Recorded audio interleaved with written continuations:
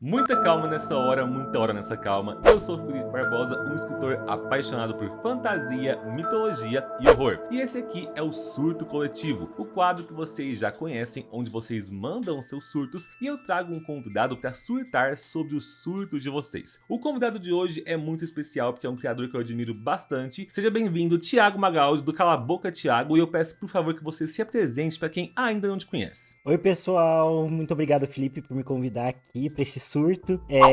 Bom, eu sou o Thiago, ou TH Magaldi também, e eu tenho um canal chamado Cala a Boca Thiago, no qual eu falo sobre as Crônicas de Gelo e Fogo, né? Os livros de Game of Thrones, House of the Dragon. Falo sobre as séries também, mas sou mais focado aí nos livros. E é isso.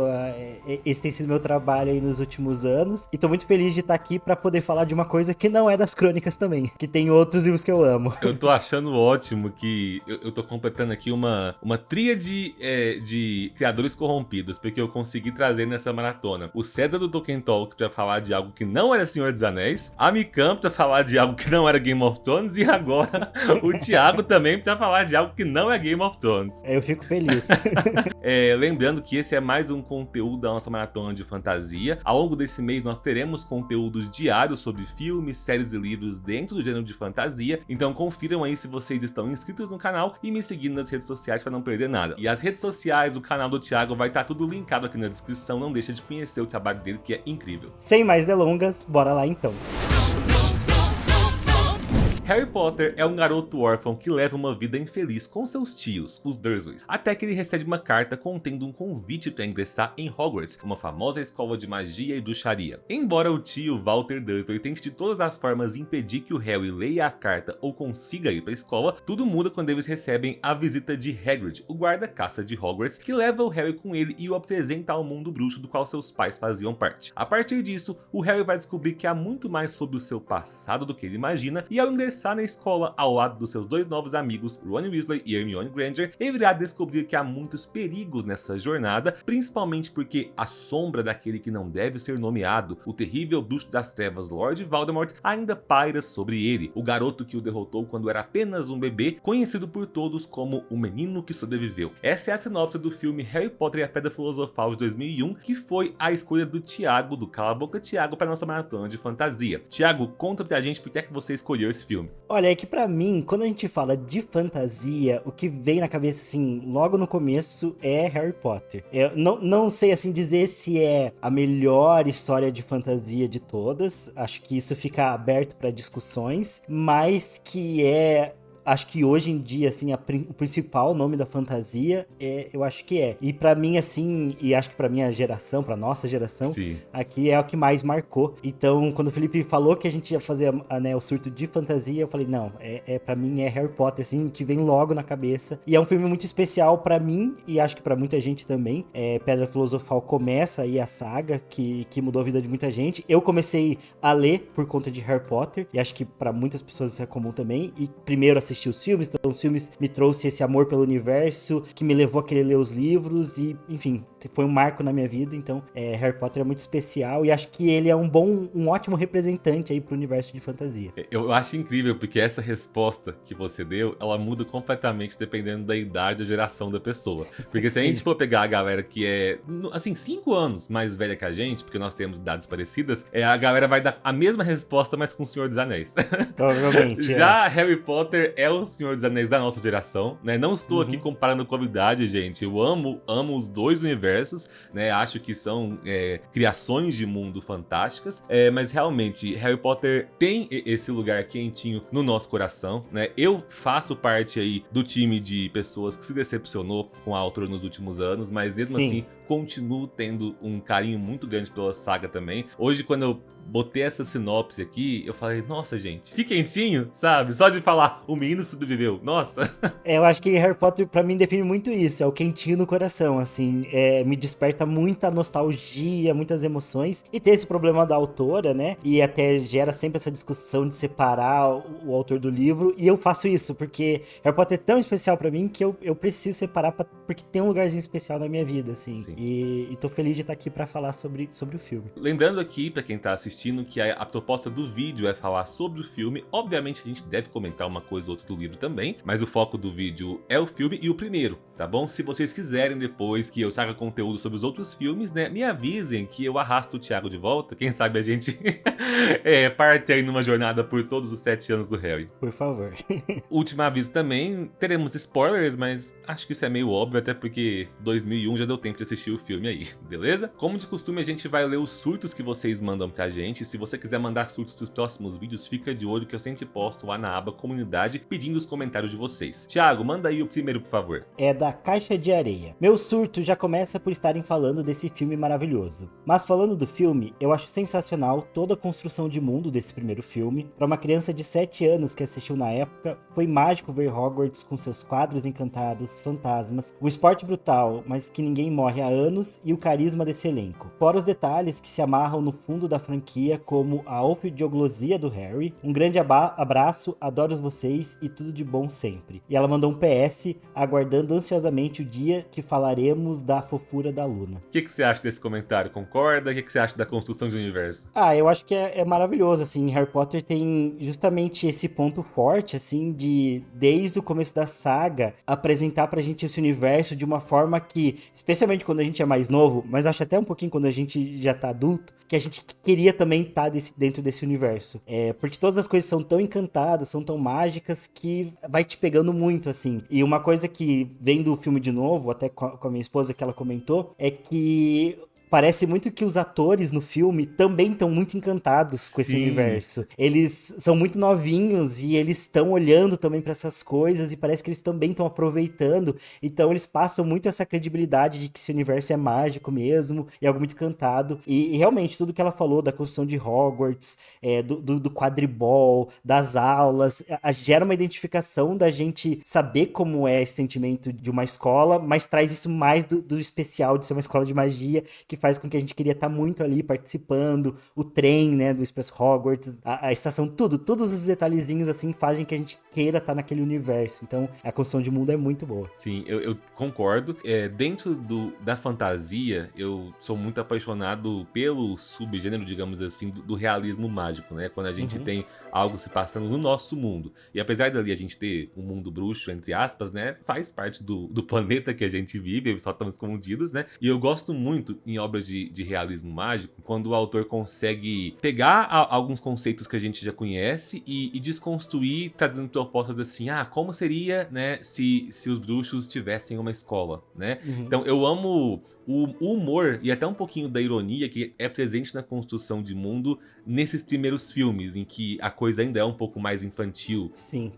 Por exemplo, ideias como o Lembrol do Neville, né? O que adianta se eu não lembro do que eu esqueci, sabe? Coisas que vêm pra trazer um pouquinho de humor pro filme, ou até então, quando eles adaptam conceitos que eram parte de alguma mitologia, por exemplo, os duendes, né, que vão ser os goblins em inglês nos mitos europeus. Nos mitos eles são conhecidos por esconder coisas, roubar coisas, ter interesses em moeda e ouro. Aqui nesse universo eles vão ser adaptados então para serem os banqueiros de Gringotts.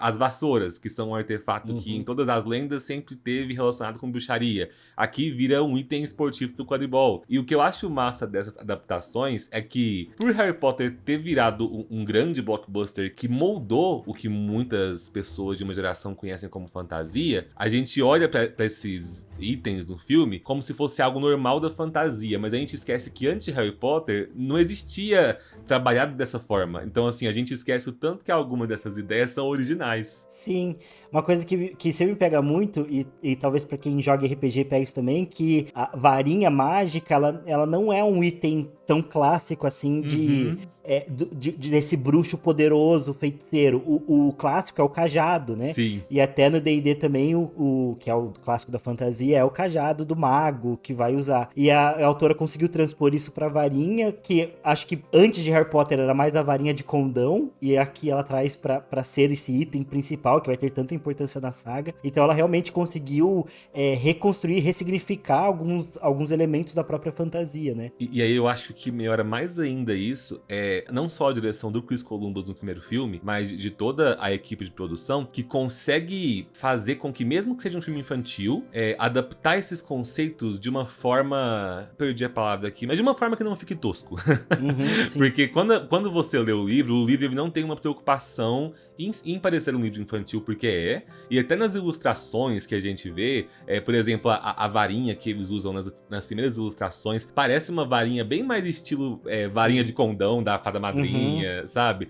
As roupas que os bruxos usam. Então eu acho que na hora de passar isso esteticamente pro filme, fica uma vibe que até de vez em quando flerta um pouquinho com uma coisa gótica, uma coisa até do horror um pouquinho, que eu acho que funcionou muito bem no cinema, né? É legal que você comentou sobre as roupas dos bruxos, porque essa é uma adaptação do filme de tornar as roupas um pouco mais realistas, que eu acho que foi muito boa. Porque realmente, no livro, especialmente nesse primeiro livro, que tem um tom ainda mais lúdico, um pouco mais infanto-juvenil mesmo, a J.K. Rowling realmente não se preocupa tanto com essa parte de realismo, ela quer fazer mais o lúdico. E o filme conseguiu transpor isso de uma forma um pouco mais verossímil, assim, e que fica mais palpável pra gente ver, e é por isso que também funcionou tanto ter tanto produto de Harry Potter, tanta coisa de Harry Potter, né? Porque conseguiram dar um tom realista que as pessoas realmente gostam, até usam meio como moda, né? As roupas, cachecóis, uniformes e por aí vai. O que é algo, inclusive, que para a geração bem nova que tá assistindo a gente, isso aí é vocês que são privilegiados, porque não sei onde que o Thiago morava quando era criança, mas você mora desde sempre em Curitiba? Moro desde sempre em Curitiba. Eu morava no interior de Minas, gente, assim, minha adolescência, início da minha fase adulta, não existia produto de Harry Potter pra vender, né? Quando eu comecei a namorar com a Mariana, há 10 anos atrás, minha atual esposa, ela queria me dar de presente uma camiseta da Corvinal e ela teve que mandar fazer, foi uma camiseta pintada, porque não existia nem piticas na época Existia piticas, mas eles não vendiam ainda produto de Harry Potter. Hoje em dia que o mercado acordou e falou, vamos investir que tem bastante gente interessada. Nossa, a primeira vez que eu comprei uma varinha de Harry Potter também foi porque eu fiquei encantado de ver pela primeira vez, assim, num shopping, assim, um produto que tinha lá. E era de plástico, horrorosa ainda. E porque, realmente, eu comecei a ver Harry Potter quando eu tinha, sei lá, uns 8 anos, 6, 8 anos. E não tinha nada também, não tinha produto. Mesmo morando na capital aqui do Paraná, não tinha nada aqui. E isso levou bastante tempo, levou uns 10 anos pra Mercado Livre, aí, enfim, lojas online começarem a galera vender coisas de Harry Potter mesmo. Então é um privilégio da galera mais nova aí ter esses produtos. Bom, mas vamos falar um pouquinho agora de alguns personagens, né? Selecionei alguns comentários aqui. O primeiro é do inscritor Terrine, que diz o seguinte: meu maior surto na adaptação do filme do cinema é que utilizam a Hermione para ser a voz da autora, apresentando costumes e detalhes do mundo bruxo para o Harry e, consequentemente, para nós, público que está assistindo. Porém, se esqueceram que ela também está conhecendo esse mundo junto com o Harry, pois ambos foram criados no mundo trouxa. Nos livros, quem tem essas falas introdutórias é o Rony, que nasceu e foi criado em uma família de bruxos e conhece bem sobre o mundo, o que acaba fazendo da Hermione uma personagem mais chata do que o normal e o Rony um babacão. E assim, eu não sei qual a sua opinião sobre esse comentário dele, Thiago, porque eu tenho a minha, só que eu confesso que eu li os livros, eu já reli algumas vezes, mas faz anos que eu não releio. Então pode ser que a minha opinião esteja enviesada pelos filmes, né? Mas na minha memória, eu lembro de fato que o Rony dos livros, ele tem algumas falas, às vezes, de trazer um pouquinho do conhecimento do mundo bruxo que não são levadas pro filme, mas parece que eu lembro da Hermione bem assim, fiel em comparação com o livro e filme. E eu sempre interpretei, na verdade, que a questão não é como se a Hermione soubesse mais do que o Rony. A questão é que a Hermione é a CDF que quer mostrar que sabe, né? O Rony, acho que por ter nascido nesse mundo, justamente pra ele, tipo assim, que interesse o Rony tem em entender quem enfeitiçou o teto lá de Hogwarts, se tipo, na casa dele, eles têm um vampiro no porão. É verdade, mas eu concordo que quando eu li o livro, eu fiquei também com essa sensação de tipo, nossa, eles mudaram muito. E eu acho assim que nem transformou necessariamente a Hermione numa personagem chata, porque eu ainda acho que, eventualmente, nos outros filmes e nos outros livros, ela segue sendo meio sabe-tudo, e aí meio que não fica com essa impressão de que no primeiro filme ela ficou meio chatinha. Eu acho que tanto no livro também, a ideia é que no início ela seja meio chata, até pra ter um conflito com os meninos, né? Uhum, sim, e só que daí ao mesmo tempo eu acho que realmente eles tiraram um pouco do Rony e deixaram ele meio bobo, assim. Eu tenho essa sensação de que o Rony fica meio bobo. O alívio cômico.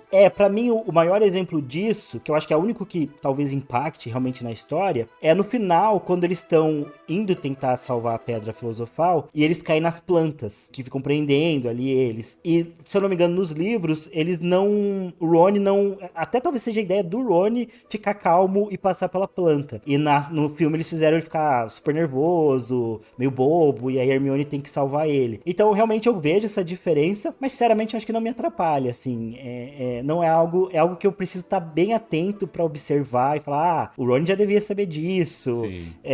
Né, ele já vive no mundo bruxo há muito tempo, a Hermione chegou agora, como é que ela sabe disso? Mas é coisa de detalhe, mas eu acho que a história consegue fazer a gente gostar desses personagens, se apegar a eles desde o primeiro momento, assim. Eu acho que são dois personagens muito bons, né? Acho que é um trio que funciona muito bem, até estrategicamente falando, você pegar aquele trio super conhecido que vai se repetir em várias histórias de fantasia, Jornada do Herói, onde você tem o herói escolhido, a companheira que muitas vezes é uma garota, muitas vezes inteligente, e sempre tem um personagem que existe pra fazer graça Alívio pra gente cômico, em alguns momentos, né? E é o Rony. Mas vocês aí que às vezes leram os livros há menos tempo que eu e o Thiago, deixem aí uma lista pra gente de momentos em que o Rony se destacou no livro que não foram pro filme. Vai ser bom lembrar disso aí. O próximo surto é do Mero Fernando. Não sou leitor dos livros, mas sempre fui cativado desde o primeiro filme, principalmente pelos personagens. Rony e Hermione são personagens incríveis, mas nerd que sou, eu sempre curti os professores de Hogwarts. Apesar do Snape ser um FDP em boa parte da história, adorava todas as cenas dele, inclusive aquele em que ele tenta humilhar o Harry na primeira aula. É o ápice desse filme pra mim, é a grande revelação, Snape estava tentando me salvar, realmente. É um grande plot twist, assim, ainda mais quando a gente é mais novo. E é impressionante como, durante toda a saga, a gente vai ver isso se repetindo, que o Harry, Ron e Hermione, geralmente eles acham que o culpado é personagem X, e não é. Eles sempre erram, assim, quem que é o vilão. Sim, e é legal que, como eu disse, eu não vou ficar falando dos outros filmes aqui, mas eu preciso comentar que sobre o Snape, eu acho muito interessante, tanto nos livros quanto no filme, como isso que é plantado aqui no primeiro ano do Harry, da ideia de quem que é esse Snape que me odeia por algum motivo e parece que quer me ferrar o tempo todo, mas no final quis me salvar. Isso vai se repetir em todos os anos, até no último a gente realmente entender tudo que havia por trás da história do Snape, e eu gosto que pra mim, pelo menos, não fica repetitivo. Eu concordo com o Fernando aí que o Snape realmente é um personagem muito bom. E eu sempre falo que falar que o Snape é um personagem bom por ser um personagem complexo não é necessariamente defender as atitudes do Snape, porque o Snape, apesar de ter sua redenção como anti-herói, ele é muito filho da puta em vários momentos desde a juventude. Sim, exatamente. Só que, sim, e eu confesso também que assim, eu como pessoa nerd, assim como o Fernando, eu também gostava muito dos professores de Hogwarts e eu sentia falta nos filmes, e talvez o primeiro filme seja o que mais entregue isso, de ver mais das aulas, né? Eu acho que eu ficaria super contemplado se tivesse uns extras da gente assistindo as aulas dos professores. Sim. Eu ia ficar me sentindo Hermione.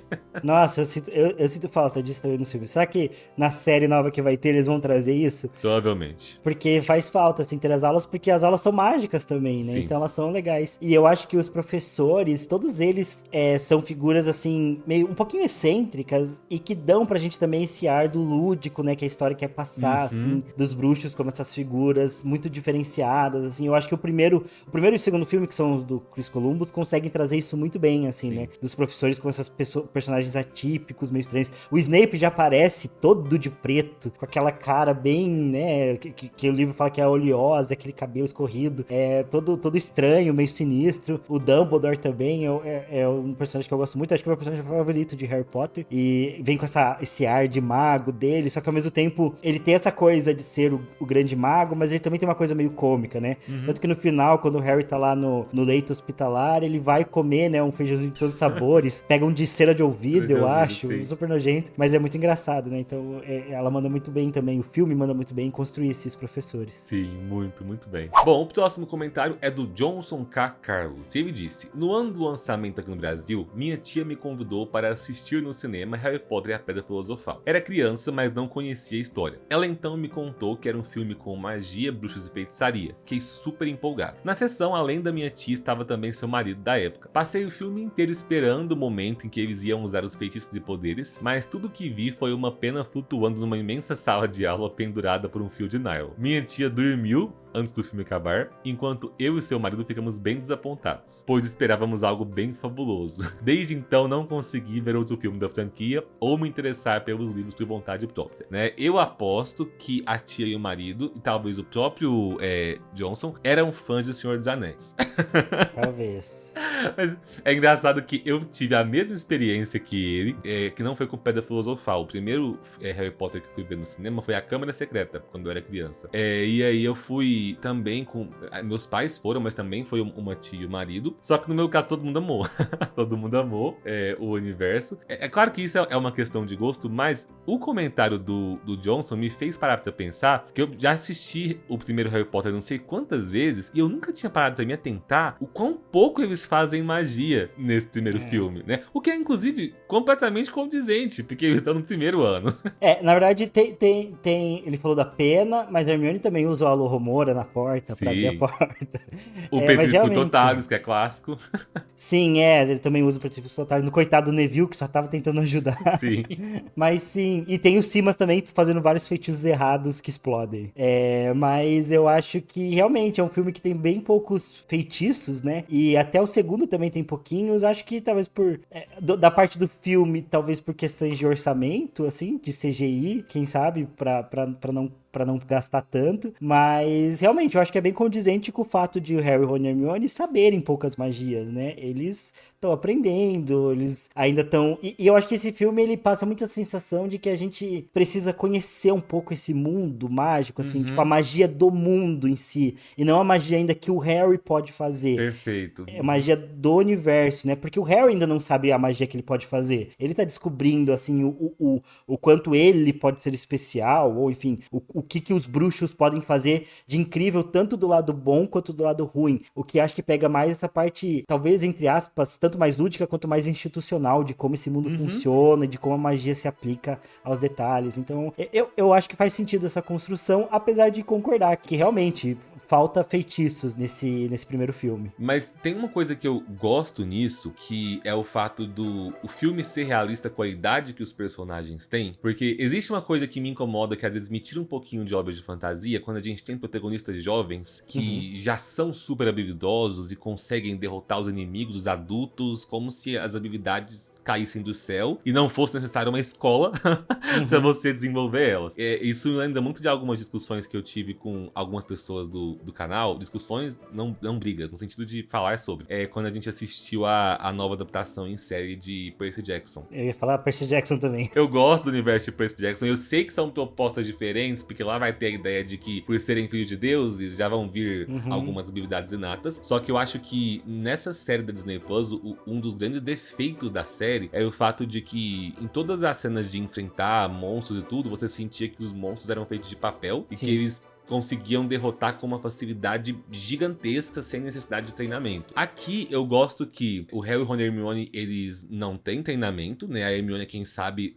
mais alguns feitiços, só que eles não estão prontos para lidar com batalhas. Então o filme muito sabiamente consegue trazer ali situações realistas do meu ponto de vista, onde, por exemplo, para derrotar o Trasgo Montanhês, eles vão usar um feitiço que nenhum bruxo adulto usaria, sabe? Exatamente. Nenhum bruxo adulto pensaria em usar um Vingardium Leviosa. E funciona, sabe? É simples, mas eu acho que funciona. Então, assim, eu acho que faz até parte da proposta do filme, quando eu comentei sobre aquela noção de ter um pouquinho de humor, né, nessa adaptação que é voltada para um público infantil, a noção de que os perigos que eles vão enfrentar são perigos que, pros bruxos adultos, parecem coisas comuns do mundo deles, mesmo que pra gente pareça absurdo. Por exemplo, dos meus plots ali prediletos no filme é o fato de que a punição por desobedecer e andar à noite nos corredores é você ir pra floresta proibida. Sabe? Tipo assim, é mais um dia normal de um adolescente bruxo.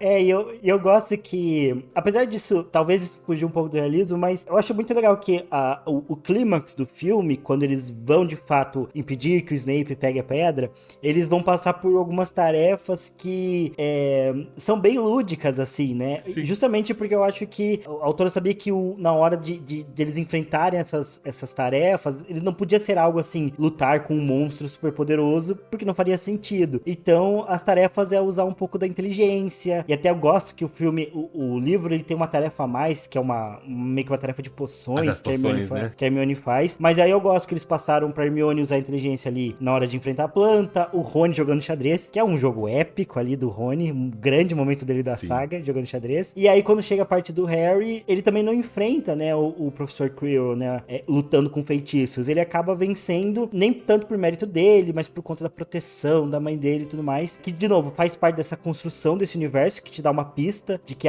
existe uma magia muito poderosa, que é o amor, que isso vai ser super importante pro filme, e também faz com que o Harry vença sem ser ele sendo super poderoso, tirando um poder super secreto, uma magia que só ele consegue fazer. Não, vai apresentar um contexto e vai ser factível, né, a forma como ele vence ali o Quirrell. E isso é muito massa, porque mesmo que o Harry depois vá ter uma questão ao longo da história de ele ter algumas habilidades natas, ele é o estereótipo do escolhido, isso é desenvolvido conforme ele amadurece, né? Sim, exatamente. De repente é um garoto de 11 anos que consegue derrotar qualquer um. Agora, você comentou do xadrez de bruxo do Rony, puxa o próximo comentário aí pra gente, então. O próximo surto é do Adonis Esdras. Eu nunca fiquei com tanta raiva de uma cena que nem a que o Rony decide se sacrificar no xadrez. Todo mundo fica, Rony, não, e ele segue determinado, sendo que é só ele pular do cavalo. Eu não sei se eu entendi errado. Se for esse o caso, me explique, por favor.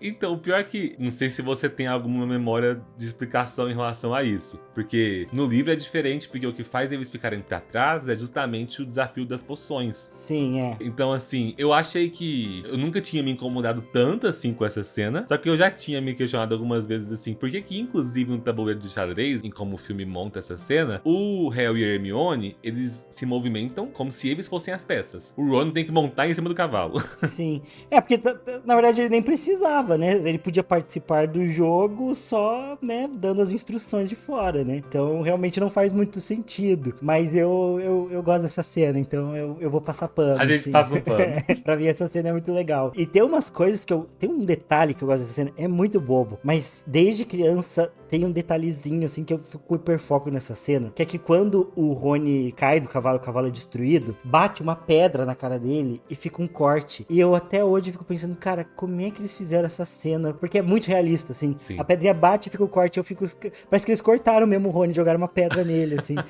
Eu não sei se é CGI, assim. E desde criança eu lembro dessa cena o tempo todo, fico olhando, assim, pra ver a pedrinha batendo na cara do Rony. Enfim, é bobo, mas me pegou muito. Sim, isso é muito bem feito. Bom, vou puxar aqui o último comentário, mas antes, não se esqueçam, se você viu o vídeo até aqui é porque você tá gostando. Então, dá aquele apoio de sempre, curte o vídeo, se inscreva no canal, compartilhe com os amigos, ativa o sininho para receber as notificações. E se você ainda não conhece o trabalho do Thiago, não se esquece que o link pro canal, para as redes dele, vão estar aqui na descrição. E o último surto é da SS Mendes. Como alguém que assistiu o filme 1000 vezes quando criança, e só consigo até hoje assistir dublado por conta disso, eu também. Te entendo. As figuras mais fortes do filme pra mim eram Voldemort e Dumbledore no final. Descobrir que Voldemort era a criatura tomando sangue de unicórnio na Floresta Proibida e depois ver ele atrás da cabeça do Quirrell me dava pesadelos. E já me deixava ansiosa pra ver como esse vilão retornaria depois. Agora, Dumbledore. O que dizer de Dumbledore? Pra mim, esse ator dos primeiros filmes tinha toda a energia de mestre que esse personagem precisava. Além dele ser um gênio com seu plano de guardar a Pedra Filosofal com o truque do espelho de Ogezed, que só iria liberar a pedra pra quem não quisesse usá-la, ele ainda é um fofo visitando o Harry na enfermaria, falando do amor da Lilian pelo Harry e, é claro, deixando seu amor pela Grifinória falar mais alto quando dá aqueles 10 pontos pro Neville ganhar a taça pra turma. Esse ato final do Dumbledore é uma safadeza, o Dumbledore odeia criança, né? Ele gosta só da galera da Grifinória, porque olha que crueldade que ele faz com a galera da Sonserina. Eu também acho cruel. Reassistir esse filme enquanto adulto, principalmente no meu caso que já fui professor e professor de criança, é muito tipo assim, ele bota, por que ele botou as bandeiras da Sonserina. Porque ele não deu os pontos antes, pelo menos, né? Mas não, ele faz questão de tripudiar em cima da Sonserina. Então, tipo assim, depois a galera da Sonserina faz bullying com os outros, né? Fica todo mundo aí mal amado, tem justificativa. Inclusive, eu tenho uma teoria pessoal, porque apesar de gostar muito do universo de Harry Potter, eu acho que tem um lado... que a J.K. Rowling tenta criar esse mundo bruxo, ela vai amadurecendo ele conforme o tempo vai passando, e ela vai trabalhando algumas questões políticas. O final de Harry Potter, sim. Extremamente político, né? Do quinto livro pra frente, assim, extremamente político e sempre extremamente atual também, né? Os temas que ela acaba tratando. Sim. Mas eu acho que, como um bom fã de Game of Thrones, das Crônicas de Gelo e Fogo, pra mim sempre fica faltando um pouquinho de questões políticas na estrutura desse universo. O sistema judiciário é uma bagunça, o primeiro-ministro é uma bagunça, e uma das coisas que eu acho meio bagunçado é justamente essa divisão por casas. Porque eu acho que em vários momentos da história vai se falar que o ideal era que os personagens, os alunos de Hogwarts se unissem, tivessem uma união. Mas eu acho impossível se desde o começo eles ficam nessa rivalidade das casas e ainda tem professores como Snape e até aqui o Dumbledore que são maldosos de propósito com as outras casas. Eu acho que se eles chegassem em Hogwarts e no primeiro ano todos os calouros ficassem juntos, e só depois, no segundo ano, eles escolhessem suas casas, aí assim, eu acho que ia criar um senso maior de coletivo, assim, em Hogwarts. Então eu acho que tem essa falha nesse universo. E acho que o Dumbledore botou sal na ferida ali, fazendo isso com a Sonserina. E nesse ponto, eu tinha um conflito semelhante quando eu era criança e quando eu li pela primeira vez, que ao longo dos 7 livros, eu tinha a sensação de que essa ideia de casas em Hogwarts iria mudar quando chegasse no final do último livro, que eles iam perceber às vezes que não fazia muito sentido, justamente por essa questão de união, porque existe muito embate entre as casas, né? Principalmente Grifinória e Sonserina. E aí, para os fãs de Percy Jackson não ficarem tristes porque eu falei mal aqui, deixa eu falar uma coisa boa. Eu gosto muito lá, eu tô dando spoiler de Percy Jackson, tá? Que em Percy Jackson isso acontece, né? Quando... Não dessa forma, eles não vão banir a ideia dos chalés lá, né? Mas tem a noção de agregar mais pessoas pros chalés, perceberem que era errado a forma como eles se dividiam, né? Então, você tá vendo, gente? Tem defeitos e qualidades nas duas obras. E até em Percy Jackson, mais pro final dos livros, vai tendo esse sentimento de que eles precisam se unir como participantes do acampamento, né? E Harry Potter isso não acontece, as casas continuam se dividindo meio que... Até no quinto livro, no quinto filme, tem a Armada de Dumbledore, que é meio que uma coalizão ali dos alunos, mas também exclui os Sonserinos, porque a J.K. Rowling também fez isso, né? Ela colocou desde o começo os Sonserinos, assim, como péssimos, assim. Sim. E eu acho que é a casa mais popular. Eu vou certeza. falar que eu acho que é a casa que mais tem fãs. Então foi um tiro que saiu pela culatra, assim, dela. Exatamente. Eu só queria retomar uma coisa do comentário da SS, que ela fala sobre a ideia das figuras do Voldemort e do Dumbledore, né? Inclusive, ela falou tão bem do Dumbledore que eu suspeito que esse comentário foi o Thiago que entrou no fake e escreveu. Mas eu gosto de uma coisa no Voldemort, que eu sempre admiro autores que sabem fazer uma coisa que o Bram Stoker fazia lá em Drácula, que é você construir um vilão que ele quase não aparece na história, mas que a presença dele se faz imponente o tempo todo. Bram Stoker fez isso, Tolkien faz isso com Sauron, e eu acho que nesse primeiro livro e no primeiro filme aqui, isso é muito bem feito com o personagem do Voldemort, né? A gente tem pouquíssimas aparições dele, nem são aparições de fato, né? Só o resto do que sobrou, mas ainda assim você entende a ameaça desse personagem, porque que ele é perigoso, e assim como a SS aí falou, você fica ansioso pra ver como que esse vilão vai retornar depois, né? Principalmente porque já tem esse embate desde o começo que a Hermione fala, né? Dumbledore foi o único bruxo que Voldemort sempre temeu. Eu acho isso bem legal. Não, e o que é o Voldemort ser aquele que não deve ser nomeado, né? Isso dá esse peso de, meu Deus, que esse cara é muito terrível, porque você não fala nenhum nome dele, né? Então ele tem essa aura. E eu gosto muito que... Eu acho que pra mim, o que consegue fazer Harry Potter, por um lado, ser tão especial, é que mistura essa coisa do lúdico, que esse universo de fantasia vai ter, só que ele tem forte esse outro lado que tem em todas as histórias, que é essa coisa do mistério. Todos os livros, todos os filmes têm um mistério que os protagonistas precisam resolver, de certa forma, né? Esse o que é a Pedra Filosofal, o que tá tentando roubar ela. E aí a gente vai descobrindo que tudo tem a ver com o Voldemort, né? Porque ele pode não estar ali fisicamente, mas ele é essa presença constante, que é uma ameaça constante, e que os protagonistas estão sempre tentando lidar com ela de alguma forma, né? Então o filme também tem esse clima, consegue ficar sombrio em alguns momentos e dar um certo mistério. A cena que ela falou do unicórnio, unicórnio é uma cena muito sinistra. Do Voldemort no meio da floresta ali, bebendo sangue de unicórnio. É pesado. Mas ela consegue dar esse clima a mais, assim, que eu acho que falta em algumas outras histórias de fantasia infanto-juvenil, assim. Não consegue trazer esse mesmo peso, assim, de mistério, de uma história um pouco mais dark que Harry Potter traz dentro do lúdico. Sim, achei perfeito seu comentário e eu fico pesaroso de sentir que a gente tá numa vibe agora, tanto no mercado cinematográfico, quanto um pouco do literário também, em que não é que faltam boas histórias, mas falta interesse das grandes produtoras em investir em novas histórias, e às vezes eu tenho a sensação de que a gente nunca mais vai ter algo que começa um público infantil e depois atinge um público adulto nesse âmbito da fantasia lúdica, que nem a gente teve com Harry Potter, né? Espero estar errado, espero que surja uma saga nova aí que vá ter um trabalho tão bem desenvolvido, né? Mas assim,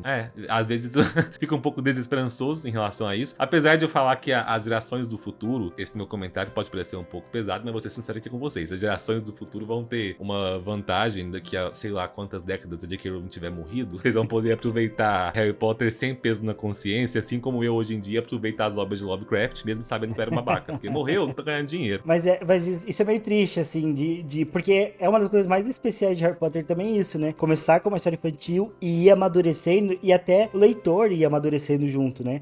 Com a história e absorvendo a coisa que vai ficando mais pesada, mais complexa. Sim. Realmente é muito difícil ver isso acontecendo hoje em dia, assim. Eu já fico, assim, com o pé atrás da série de Harry Potter, se ela vai conseguir fazer isso de novo, com o público mais novo. Porque a série de Percy Jackson me deixou um pouco decepcionado, assim. Porque eu acho que ela não foi ruim, mas, pô, episódios de meia hora, tipo, já me dando essa sensação de assim, nossa, a geração atual não consegue prestar atenção mais do que 30 minutos. Então o episódio tem que ser curto, tem que ser tudo muito rápido. Então eu fico com o pé atrás, assim, pra ver se vai dar certo ou não. Eu confesso que o fato da série de Harry Potter vir pela HBO já dá uma esperança a mais. Sim, com certeza. Só que ainda assim, acho que por mais que a série seja boa e nos agrade, vai ficar com aquela sensação de que por que a gente tá tendo essa série?